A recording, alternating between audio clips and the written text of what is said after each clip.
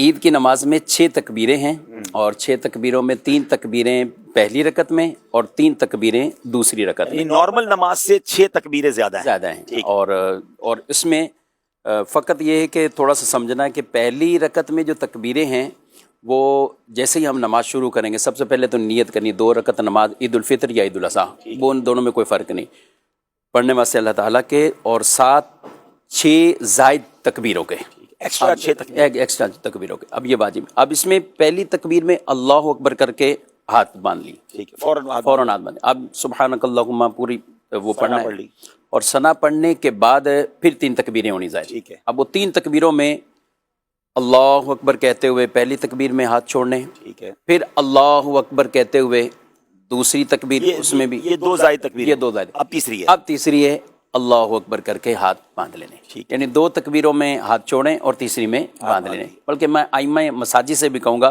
کہ آپ کی اس آواز سے بھی لوگوں کو تھوڑا سا یہ محسوس ہو جائے کہ یہاں چھوڑنے یہاں باندھ رہے ہیں، تھوڑی آواز اس میں تھوڑی سی تکبیر اس انداز سے کر لیں، اور اس میں تھوڑی سی یعنی اس میں اللہ اکبر یہ کیا، یہ طویل کر دی. اب جہاں ہاتھ باندھنے ہیں تو وہاں پہ اللہ اکبر تو یوں کر کے لوگوں کا بھی ٹھیک ہو گیا. اب اس کے بعد تلاوت ہوگی، قرات ہوگی، اور پہلی رکعت سورہ فاتحہ جو بھی سورت پڑھیں امام صاحب تو وہ ختم ہوگی. پھر دوسری کے لیے جب کھڑے ہونا ہے تو پہلے تلاوت ہوگی، دوسری میں پہلے تلاوت ہوگی، سورہ فاتحہ، سورہ کوئی بھی سورت مبارکہ وہ پڑھیں گے، امام مقتدیوں کو خاموش رہنا ہے، اور پھر 3 تکبیریں کہنی. پھر لگاتار جو 3 تکبیریں ان میں تینوں میں اللہ اکبر کہتے ہوئے ہاتھ کو چھوڑ دینا، پھر اللہ اکبر، پھر ہاتھ چھوڑ دینے، پھر تیسری تکبیر اللہ اکبر، یہ ہاتھ چھوڑائیں. 6 پوری ہو گئی، یہ 6 ہوگی پوری. اب رکوع کی تکبیر اللہ اکبر کہتے ہوئے، اس کو بھی اسی طرح اگر شارٹ تکبیر کر دے تو پتہ چل جائے گا کہ اب رکوع میں جانا ہے، رکوع میں جانا ہے. ٹھیک ہو گیا. اچھا یہ تو تکبیر ہو گیا. اب اس میں کچھ کنفیوژنز یہ ہوتی ہیں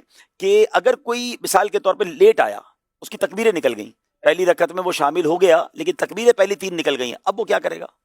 دیکھیں امام صاحب نے اگر تکبیریں کہہ لی ہیں، تلاوت شروع کر دی ہے، اب اگر کوئی مقتدی شامل ہوا ہے تو اسے آتے ہی وہ تکبیریں کہہ لینی چاہیے. پہلی تو تکبیر تحریمہ، یہ تو فرض ہے، تو وہ اللہ اکبر کر کے جو تکبیر تحریمہ وہ اس کی ہو گئی. اب اس کے بعد مقتدی کو لگاتار وہ 3 تکبیریں کہہ لے، ہاتھ اٹھائے گا، بالکل ہاتھ اٹھائے گا، اللہ اکبر اور اللہ اکبر، اسی طرح پھر اس نے اللہ اکبر کر کے ہاتھ باندھ لی، چاہے تلاوت چل رہی ہے، تلاوت چل رہی ہے، یہاں اس کی اجازت ہے. اور یہ 3 تکبیریں کر کے یہ شامل ہو جائیں گے اور یوں اپنی نماز کو. اچھا اب رکوع میں اگر وہ شامل ہو رہا ہے تو؟ ہاں رکوع میں اگر کوئی مقتدی اتنا ہی لیٹ ہو گیا اور عید والے دن ہی لیٹ ہو گیا اتنا، تو اب بھی یہ کہ اگر امام صاحب کی عادت پتہ ہے کہ تھوڑا سا رکوع لمبا کرتے ہیں، تو پھر جیسے ہی آئیں اللہ اکبر کر کے انہوں نے تکبیر تحریمہ کر لی، یہاں ہاتھ نہ باندھیں، کیونکہ جب بھی امام رکوع میں ہو عام نمازوں میں بھی تو ہاتھ باندھنے کی ضرورت نہیں ہوتی.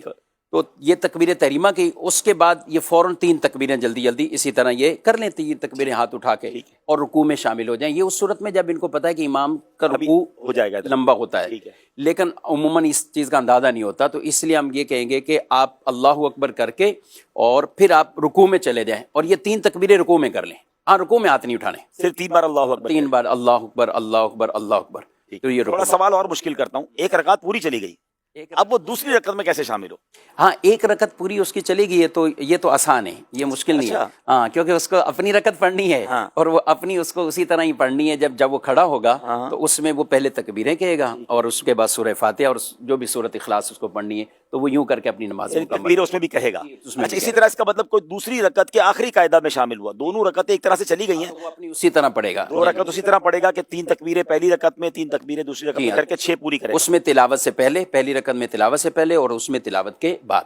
ہاں ابھی اس میں یہ ہے ایک صورت کہ جیسے کوئی شخص اس میں ملا ہے، کیا نام ہے، رکوع کے اندر گیا ہے، اب رکوع میں اس نے ابھی 1 تکبیر ہی کہی، امام نے سمیع اللہ لمن حمدہ کا، تو اب اس پر وہ تکبیریں ساکت ہو جائیں گی، یعنی ختم ہو جائیں گی. اب یہ امام سے اس پر کوئی اس پہ کسی. اچھا اب نماز عید ہی چلی گئی، آپ کیا کریں؟ قضا کر لے، اپنی گھر میں پڑھ لے؟ نہیں، نماز عید کی یوں قضا نہیں ہے اور نہ ہی نماز عید الگ سے پڑھی جاتی. ٹھیک ہے، یہ مسئلہ یاد رکھنا، عید کی نماز ہے تو وہ واجب ہے اپنی شرائط کے ساتھ.